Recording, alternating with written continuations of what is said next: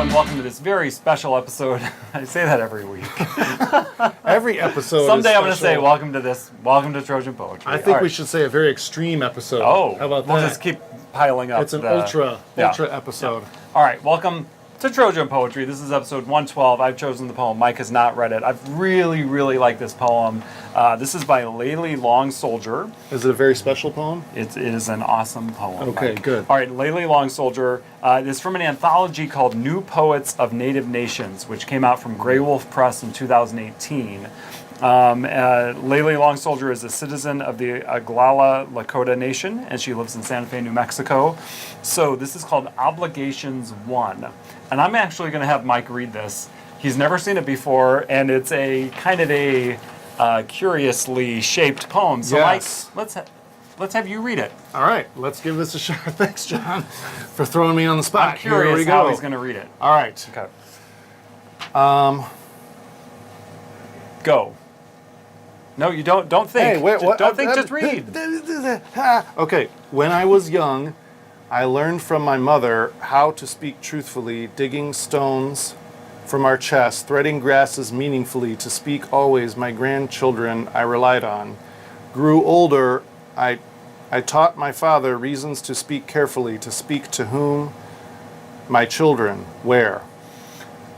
Okay, so you read it in a way I never even imagined reading really? it. Oh, okay. He kind of did a spiral. So when I'll put the poem up, of course. Oh, wait a minute. Can I read it a second way, or can I say something? Absolutely not. Okay, thanks. Yeah, go. When I was young, it's to the left. When I grew older, was to the right. And when I taught, go straight down.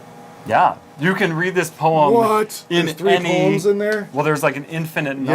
Yes. I'm not infinite, maybe, but there's seemingly infinite number of ways to read this. Because you could say, when I was young, grew older, I learned from, I taught, I relied on my mother, my father, my children, my grandchildren. How, reasons, where, to whom, always. To speak, to speak, to speak, to speak.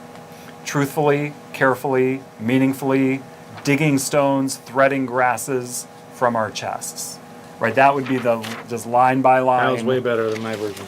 Well, but you could also start from the bottom, from our chest, threading grasses, Right, or you could say, stones. When I was young, I learned from my mother how to speak truthfully, digging stones from our chests. Mm-hmm. When I grew older, I taught my children to whom to speak carefully, digging stones. This is it goes on and on. What awesome cool, poem of infinite wisdom. Yeah. You just get trapped in every variation would still be meaningful and slightly different. Yes, on its own. Yes. The way she's constructed this on the page. As soon as I read this, I was like, this has got to be in Trojan Poetry, right? Yeah. And there's a second one. Whoa. So I'll maybe put a picture of that one on there too. Mike will have to read it later. Yeah. Sorry, and the title, Obligations, right? Obligations 1. And then you have lists of learning from, taught, relying on, all the family members. And the thing that is repeated the most is to speak. To speak, to speak, to speak truthfully. You're going to hit to speak. Speaking your truth, yeah. Speaking your truth. Speak carefully, speak meaningfully.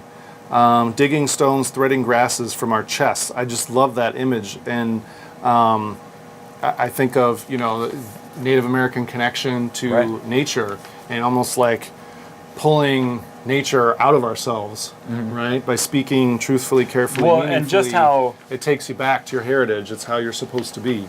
And how you're gonna hit a family member, right? You start with the I, and that I is somewhere going to be connected to a family member, and in some way rely on them to think about speaking. So when I grew older, I relied on my grandchildren to whom to speak carefully, threading grasses from our as you get older, like my parents, right, they're not hip to the language of teenagers today, and my children can teach them about how to talk today, right, in kind of a different language, right, and so I love this. I just think this is the coolest.